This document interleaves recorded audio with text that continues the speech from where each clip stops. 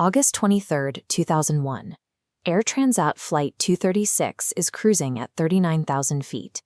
The cabin lights are dimmed, passengers are sleeping, and 306 people are suspended in the pitch black above the Atlantic Ocean.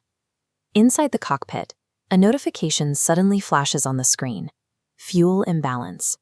The right wing appears to have significantly less fuel than the left. Modern aircraft sometimes give slight misreadings, so the pilots assume it's a simple computer glitch. But outside the safety of the cabin, the reality is violent. 13 metric tons of aviation fuel are spraying out of their right engine every single hour, vanishing into the dark slipstream. The crew has no idea this is happening. The Airbus A330 lacks a direct fuel leak sensor, meaning there was no alarm to explicitly tell the pilots that their fuel was hemorrhaging. Trusting their sensors, the pilots continue flying. They are sitting on a massive, silent leak miles above the cold ocean, with thousands of miles left to go and nowhere to land. 9 days before this flight, mechanics found metal chips inside the plane's right engine. It had to be replaced immediately, and a scheduled flight meant the maintenance crew faced an incredibly tight Sunday deadline. Without a spare available, the airline loaned an older engine from Rolls-Royce. The physical dimensions were almost identical, but the internal layout of the fuel and hydraulic tubes was off by just a few millimeters. When the lead technician tried to look up the parts manual to reconcile the difference, the network was down.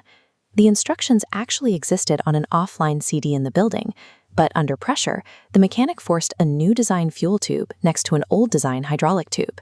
In flight, an airplane's internal components undergo intense vibration. With the wrong parts forced together, the metal hydraulic line began rubbing directly against the fuel line. Over the course of several flights, that friction shaved away the outer wall of the tube. Eventually, the metal reached a breaking point, causing the fuel tube to rupture in a distinct L-shaped crack. A few mismatched metal parts and an unread service manual had effectively doomed the aircraft days before it even left the ground. Back over the Atlantic, the fuel levels continue to drop far faster than the engines could ever consume them.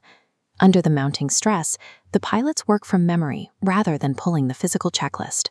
By skipping the manual, they miss the essential first step, verifying whether or not a leak is actually occurring.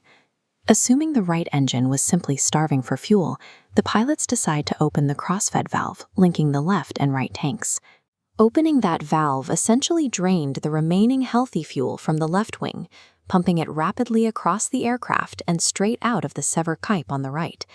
By attempting to balance the tanks without confirming a leak, the crew actively doubled the speed of their fuel loss. At 6:13 a.m., the fuel starvation kills the right engine.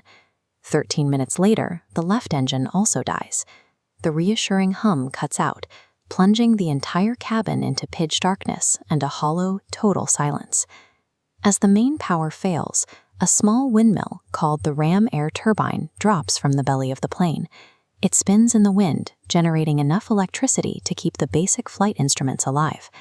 They are 144 kilometers away from the nearest airstrip in the Azores. No commercial jet had ever glided this far. Captain Robert Piché now has to fly a 200-ton aircraft entirely without thrust. Without automated safety nets or digital assistance, the crew must rely on raw flying skills to keep the jet from falling into the ocean. Dropping toward Lodge S Air Base, the pilots set up their final, critical approach. Because they have no engines, they have exactly one chance to land. There is no option to circle back. At 6:45 a.m., the plane hits the runway at extreme speed.